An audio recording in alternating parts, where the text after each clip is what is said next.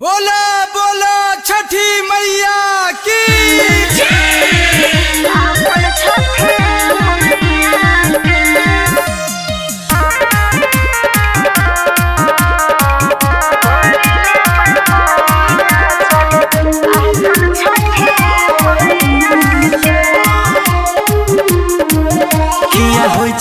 जन परेशान गे पूरा हो जात सब मान गे सुन आके मैया से मांगे लेबे सब कुछ चले उनकर महिमा महान गे जही भैया रंग दैले साथे पहाड़ पर थी न रहिया जोरा सपना रे गल चढ़ाई बैठे करत समया के जान रे दोनों मिले परिले पैया चल अपन छठी मैया के जान रे दोनों मिली परिले पैया चल अपन छठी मैया के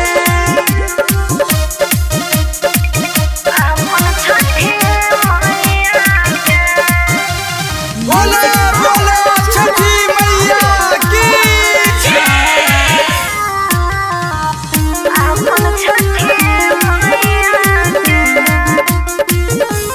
हाँ हाँ रखत सलामत मैया दोनों के जाएंगे लहल दई छियौ हमें पूजा के समान गे किलाई दी है दौरा जन अपन मथरे साथ में घाटे उठबे दोनों हाथ रे उठबे दोनों हाथ रे अर्घ देवै जाके घाटे लाही के दो दे गहिया के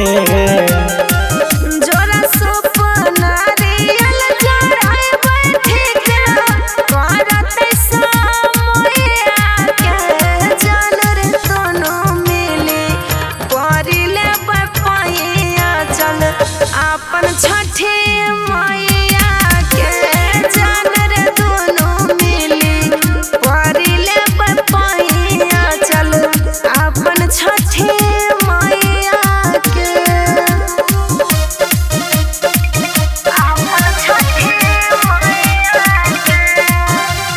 बोला बोला छठी मैया की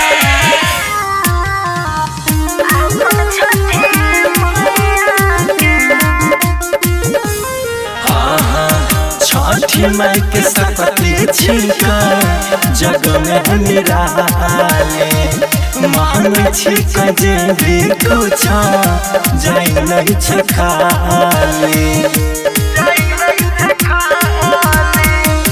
कि हम हो बन छिए तहु बन जो शीश रे छठी मैया के चला छिए आशीष रे मंगवाइले वही घाटे पर उस मोनो गवहिया के